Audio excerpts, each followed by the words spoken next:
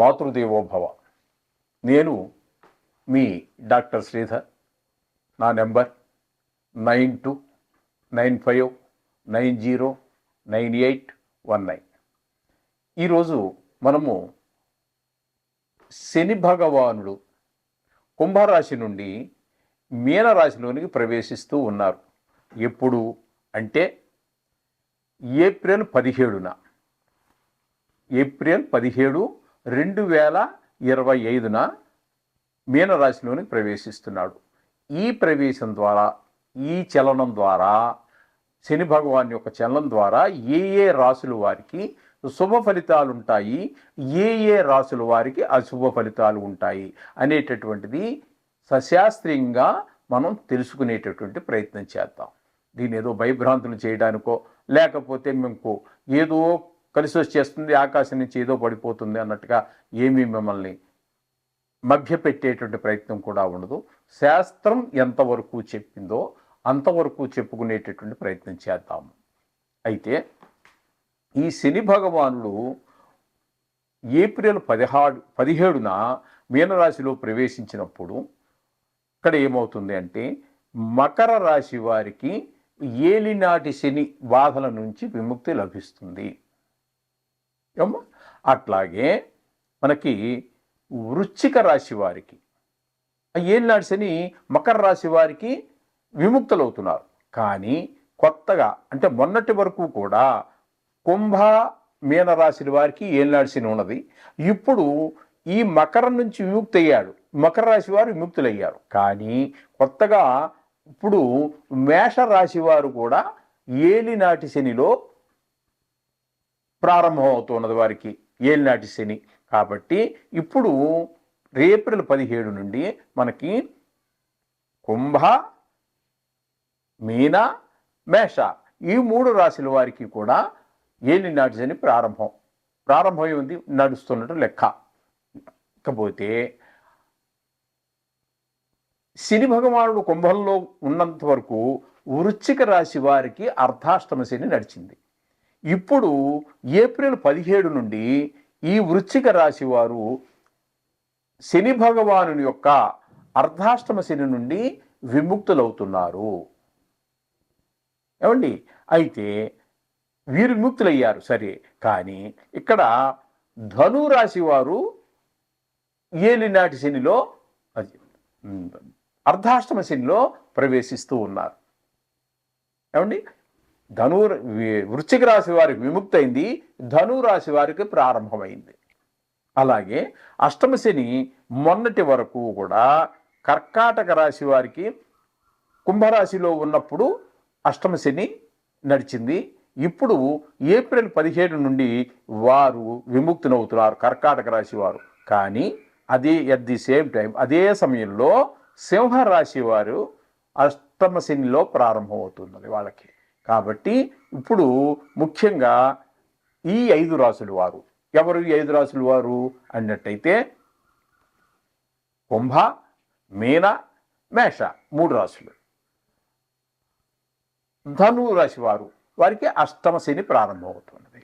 అలాగే ఇక్కడ సింహరాశి వారు కొత్తగా జాయిన్ అవుతున్నారు అష్టమ శనిలోకి. కాబట్టి ఈ 5 రాశుల వారు కూడా శని బాధలకి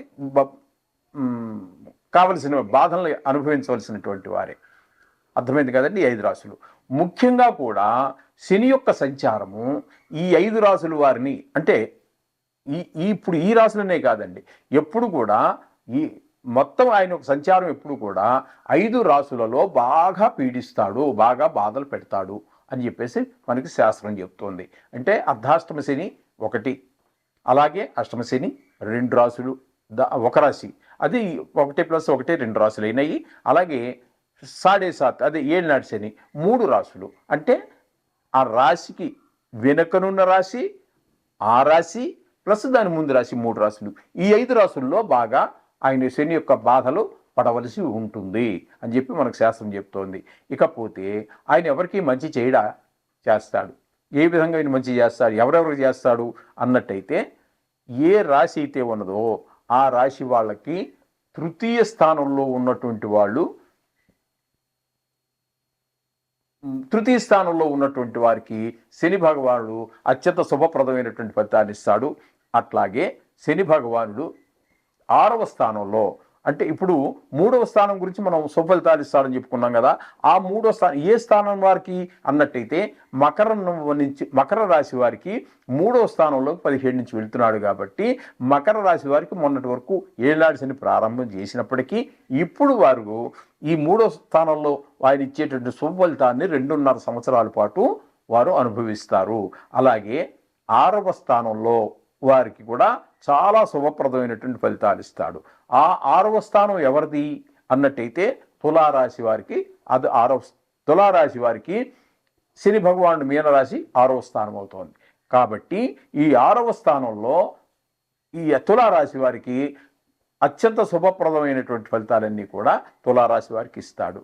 అట్లాగే ఇకపోతే 11వ స్థానం, 11వ స్థానంలో వారికి ఎవరు 11వ స్థానానికి అవుతారు అన్నట్టయితే ఇక్కడ మనం చెప్పుకోవాల్సి వస్తే ఇక్కడ మనకి వృషభ రాశిని మనం పరిగణలో తీసుకోవాలి. వృషభ రాశి వారికి ఇప్పుడు ఏకాదశంలో, అంటే ఏప్రిల్ 17 నుండి ఏకాదశంలో ప్రవేశం చేస్తున్నారు. కాబట్టి వృషభ రాశి వారికి కూడా శని భగవానుడు చాలా శుభాలు, ఇప్పుడు ఏదో కొన్ని నైసర్గిక శుభగ్రహాలే శుభాలు కలిగిస్తాయి, నైసర్గిక పాపగ్రహాలు అశుభ ఫలితాలు ఇస్తాయి అనేటటువంటి మాట తప్పండి. వారు ఉన్న స్థానాన్ని బట్టి వస్తూ ఉంటాయి. గురువు అత్యంత శుభప్రదమైనటువంటి గురువు తగిన స్థానంలో ఉన్నప్పుడు ఎంత శుభ ఫలితాలు ఇస్తారో, ఈ అశుభ ఫలితాలు కూడా ఆ గురునికి ఏమాత్రము, శుక్రునికి ఏమాత్రము, బుధునికి ఏమాత్రము తీసిపోయినటువంటి సుఫలితాన్ని కూడా వారు ఉన్నటువంటి స్థానాన్ని బట్టి ఫలితాలు ఇస్తూ ఉంటారు. కాబట్టి ఇప్పుడు ఈ ముగ్గురికి, ఏ ముగ్గురికి అన్నట్టయితే వృషభ రాశి వారికి, తులారాశి వారికి, మకర రాశి వారికి అత్యంత శుభప్రదమైనటువంటి ఫలితాలన్నింటినీ కూడా శని భగవానుడు అందించబోతున్నాడు. ఇక మిగతావన్నింటిలో కూడా శుభ అశుభాలు ఉంటాయి. అయితే అంత మిగతా ఇప్పుడు మనం చెప్పుకున్నటువంటి సాడేసాత్విక, అంటే 7.5 సంవత్సరాలకు సంబంధించినటువంటి 3 రాసులు, అర్ధాష్టమ అష్టమ కాకుండా అవి 5 రాసులు, శుభఫలితాలు ఇచ్చేట 3 రాసులు పోగా ఇక మిగతా 4 రాసులు ఉంటాయి. ఆ రాసులు వాళ్ళకి శుభ అశుభ ఫలితాలు, లేకపోతే చూసి చూడనట్లుగాను అన్నట్టుగా ఉంటుంది ఫలితాలన్నీ కూడా ఈ శని భగవాన్ యొక్క ప్రభావం వల్ల. ఈ విధమైన ఫలితాలన్నీ కూడా మనం శని గురించి ఎప్పుడు ఎక్కడ చెప్పుకున్నా కూడా ఈ ఫలితాలు మనం చెప్పుకోవాలి. అయితే ఇప్పుడు మనము ఒక్కొక్క రాశి గురించి వివరంగా చెప్పుకుందాం. ఇకపోతే సింహరాశి వారికి, సింహరాశి వారికి కనుక మనం తీసుకున్నట్టయితే దీనిని అష్టమ శని, ఇందాక మనం చెప్పుకున్నాం, అర్ధాష్టమ అష్టమ ఏలినాటి శని కాబట్టి బాగా బాధిస్తాడని చెప్పుకున్నాం కదా.